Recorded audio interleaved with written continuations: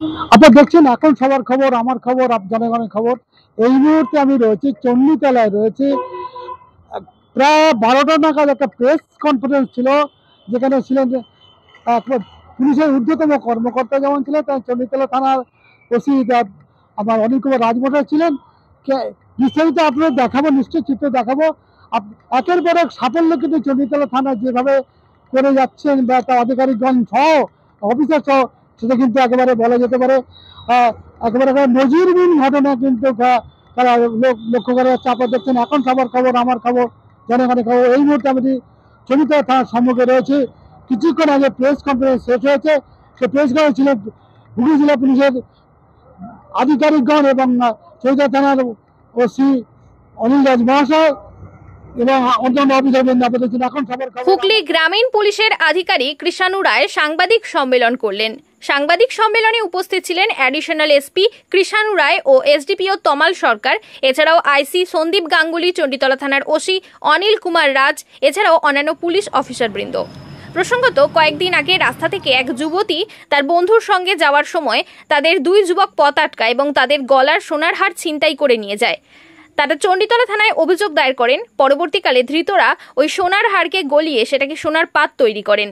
সেই অভিযোগে অভিযুক্তদের চণ্ডীতলা থানার আধিকারিক গ্রেপ্তার করেন 3 জনকে এবং 5 দিনের পুলিশি হেফাজতে নেওয়া হয়েছে। প্রথম যে কেসটি ছিল সেটি হচ্ছে আমাদের নভেম্বর মাসের 8 তারিখে আমরা একটি কমপ্লেন পাই। যে কমপ্লেনটা আমাদের কাছে দেন হচ্ছে শ্রী টোটন বাগ, যার বাড়ি হচ্ছে বাড়িঘাটটি। কমপ্লেনটা ছিল তার একটি জুয়েলারি শপ ছিল। সেই জুয়েলারি শপ থেকে একজন ক্রেতা হিসাবে আসে এবং সেখান থেকে একটি হার নিয়ে ওখান থেকে তারা পালিয়ে যায়। এবং সেই কেসটি হওয়ার পরে আমরা চণ্ডীতলা থানায় একটি কেস রুজু করি। কেস নম্বর হচ্ছে 868/24। মামলাটি 304(2) বিএনএস সেকশনে আমরা কেসটি করেছিলাম। কেসটি করার পরে আমরা বহুদিন ধরে এই কেসটির পেছনে আমরা পড়েছিলাম যে এর পেছনে কারা জড়িত আছে। তো খোঁজ খবর পাওয়ার পরে আমরা হাওড়া শ্যামপুর থেকে একজনকে অ্যারেস্ট করি। তার নাম হচ্ছে সুশান্ত দাসকে আমরা অ্যারেস্ট করি। অ্যারেস্ট করার পরে আমরা তাকে পুলিশ কাস্টাডিতে নিই। পুলিশ কাস্টাডিতে নেওয়ার পরে যে সোনাটি ওই দোকান থেকে ছিনতাই করে নিয়ে গেছিল, সেই সোনার হারটি ওরা গলিয়ে একটি সোনার একটি পাত তৈরি করে। সেই পাতটি আমরা তাদের কাছ থেকে রিকভার করি, অর্থাৎ সুশান্ত দাসের কাছ থেকে আমরা ওটা উদ্ধার করি। এবং উদ্ধার করার পরে সেই কেসটি এখনো চলছে, উনি এখন রিমান্ডে রয়েছেন। তো এর সঙ্গে আরও কেউ জড়িত আছে নাকি সেটা আমরা পিসি পিরিয়ডে এবং ইনভেস্টিগেশনের বাকি পার্টে আমরা বার করব। তো এটি হচ্ছে আমাদের প্রথম যে কেসটির আয়ো ছিল আমাদের চণ্ডীতলা থানার শুভবাবু এবং আয়ো, ওসি এবং আমাদের সিআই এবং এসডিপিও চণ্ডীতলার সামগ্রিক উদ্যোগে এবং আমাদের এসওজি সেলের সহায়তায় আমরা এই মালটি উদ্ধার করেছি। এবং করার পরে এর সঙ্গে আরো কেউ জড়িত আছে নাকি এটা আমরা ইনভেস্টিগেশন পার্টে আমরা দেখি। আমরা 5 দিনের রিমান্ড পেয়েছি এবং এর কাছ থেকে যে 60 গ্রাম চুরি হয়েছিল সোনার হারটি, সেই 60 গ্রাম 60 সেই 60 গ্রাম সোনাই আমরা উদ্ধার করেছি। যে হারটি খোয়া গেছিল অর্থাৎ ছিনতাই হয়েছিল, টোটালটাই আমরা উদ্ধার করেছি। যে কার বাড়ি অ্যারেস্ট করেছি তার বাড়ি হাওড়া শ্যামপুর। একজনই অ্যারেস্ট হয়েছে হাওড়া শ্যামপুর, তার নাম হচ্ছে সুশান্ত দাস। ঠিক আছে, হ্যাঁ, এর অ্যারেস্ট করা হয়েছে পরশুদিন অ্যারেস্ট করা হয়েছে এবং এরা রিমান্ডে রয়েছে। রিমান্ড পিরিয়ডেই আমরা এই যেটি খোয়া গেছিল, ছিনতাই গেছিল, সেটা আমরা উদ্ধার করেছি। এবং এর পেছনে সুশান্ত দাস ছাড়া আর কেউ জড়িত আছে নাকি বা এদের পেছনে কোনো গ্যাং আছে নাকি সেটা আমরা ইনভেস্টিগেশন পিরিয়ডে বা পিসি পিরিয়ডে এদের কাছ থেকে জানতে পারি।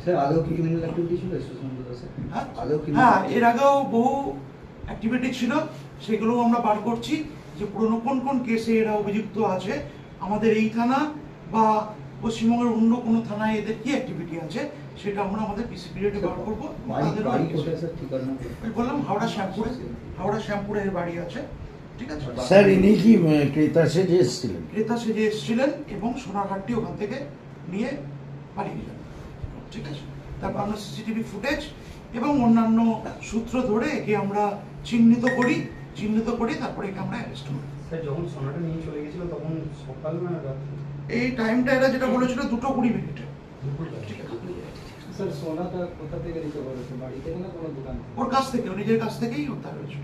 ঠিক আছে, বাকি কেস যেটা ছিল সেটা আমাদের কাছে 7ই জুলাই 2025 তারিখে একটি অভিযোগ গৃহীত হয় যে আমাদের ছিল কমপ্লেনেন্ট যে ছিল, সেই কমপ্লেনেন্ট অঞ্জনা সরকার, তিনি কমপ্লেনে বলেন তিনি এবং তার বন্ধু যখন 4 জুলাই 2025 তারিখে রাত্রির 1:50 এরা কুমির মোড়া থেকে এরা চণ্ডীতলাতে যাচ্ছিল মোটরসাইকেল করে, তখন 26 নম্বর রাস্তার উপরে এদের ডাকাতি হয়। অর্থাৎ এদের দাঁড় করিয়ে 2-3 জন মিলে এরা যেটা কমপ্লেন করেছিল মোটরসাইকেলে এসে ওদের কাছ থেকে সোনার জিনিসপত্র ছিনতাই করে নিয়ে যায়।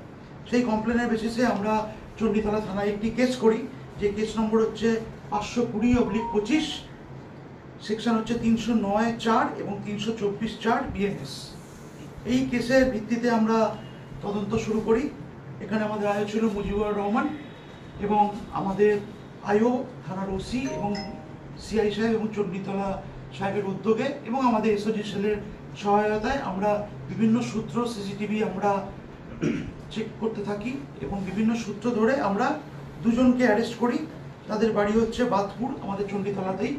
একজনের নাম হচ্ছে ইসরাইল মণ্ডল এবং আরেকজনের নাম হচ্ছে মুস্তাকিম, শেখ মুস্তাকিম। এই 2 জনকে আমরা অ্যারেস্ট করি এবং অ্যারেস্ট করার পরে এদের আমরা টিআই প্যারেড করি। টিআই প্যারেড করানোর পরে যে অভিযুক্ত যে কমপ্লেন করেছিল সেই অভিযুক্ত 2 জনকে চিনতে পারে এবং এদেরও আমরা পিসি নিই। পিসি পিরিয়ডে যে সোনাটা গোল্ড রিং এবং চেন ছিল 13 গ্রামের সোনা, সেই সোনাটা আমরা উদ্ধার করেছি। এই সোনাটাও এরা গলিয়ে ফেলেছিল, সেই পাত্রটা আমরা উদ্ধার করেছি এবং এর সঙ্গে যে মোটরসাইকেল নিয়ে এরা এই ডাকাতিটা করেছিল সেই মোটরসাইকেলটাও আমরা বাজেয়াপ্ত করেছি।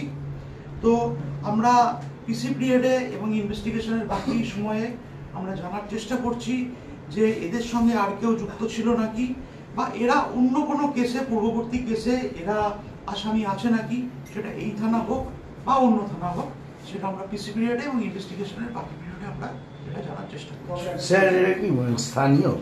হ্যাঁ, এরা চণ্ডীতলায় এদের, বাদপুরে এদের বাড়ি, দুজনেরই বাড়ি। কবে অ্যারেস্ট হয়েছে? এরাও কালকে অ্যারেস্ট হয়েছে।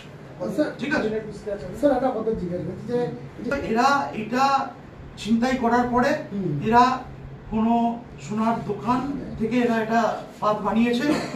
আমাদের এই কেসের মধ্যে যে সমস্ত জুয়েলারি শপ বা যারা এই সোনার চেন বা আংটিকে পাতে রূপান্তরিত করেছে তাদেরও আমরা কেসের মধ্যে আনবো এবং তাদেরও আমরা আগামী দিনে তদন্ত চলাকালীন তাদেরও আমরা অ্যারেস্ট করবো। যে সোনাটা পাওয়া গিয়েছিল, যত গ্রাম গিয়েছিল ততটাই? হ্যাঁ, ততটাই আমরা পেয়েছি। পাত করে দিয়েছিল কিন্তু আমরা পুরো সোনাটাই পেয়েছি এবং যে 2 জনকে অ্যারেস্ট করেছি তাদের আমরা জিজ্ঞাসাবাদের মাধ্যমে আর কেউ যুক্ত আছে নাকি সেটাও আমরা বার করব এবং এই গ্যাংয়ের বাকি মেম্বারদেরও আমরা ইনভেস্টিগেশন পিরিয়ডে, পুলিশ রিমান্ড আছে? এরা 5 দিনের পুলিশ রিমান্ড আমরা পেয়েছি। কোন জায়গা থেকে পাত্রটা গলিয়েছে তো সেটা বললাম, আমাদের পিসি পিরিয়ডে আমরা জানার চেষ্টা করছি যে কোথা থেকে এরা পাত্রটা গলিয়েছে এবং এরা কি এই ব্যবসাই করে যে বিভিন্ন চোরাই মাল থেকে এরা ওই গয়নাগুলোকে পাত তৈরি রূপান্তরিত করে, এই কাজই করে। তো সেটাও আমরা এই ইনভেস্টিগেশন পার্টে আমরা বার করবো এবং তাকেও আমরা কেসের আওতায় এনে তাদের এই কেসটাও আমরা ব্যবস্থা করবো। সোনার কথাই উল্লেখ করা হয়েছিল, সোনার চেন এবং সোনার রিং, এটাই ওরা উল্লেখ করেছিল এবং যে সোনার পরিমাণ ওরা বলেছিল পুরোটাই আমরা পাতে করে ফেরত দিয়েছি।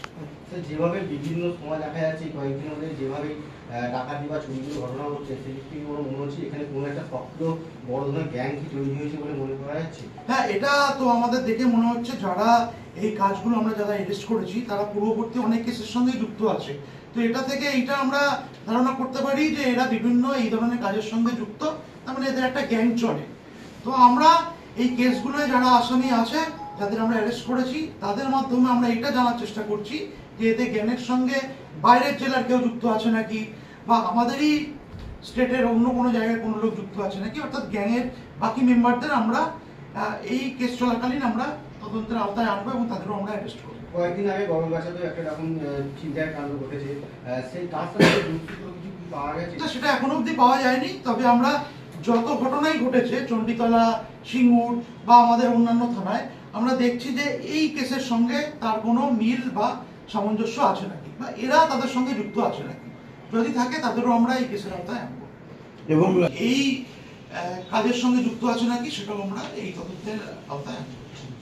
Thank you. Sanjeevani health care nursing home, Siakhala Furfura শরীফের পাশে, শ্রীপতিপুর, হুগলি। সমস্ত চিকিৎসার উন্নত মানের পরিষেবা দেওয়ার জন্য আমরা রয়েছি আপনাদের পাশে। Emergency, ICU, cardiology, nephrology, orthopaedic surgery, onco surgery, general medicine, physiotherapy, neuro medicine, dialysis, neuro surgery, শিশু সুরক্ষা, গাইনোকোলজিস্ট বিভাগ, ক্যাশলেস পরিষেবা, স্বাস্থ্যসাথী সহ যে কোনো হেলথ স্কিম, মেডিক্লেম গ্রহণযোগ্য। এছাড়া স্বাস্থ্যসাথী কার্ডের মাধ্যমে সম্পূর্ণ বিনামূল্যে সার্জারির সুব্যবস্থা।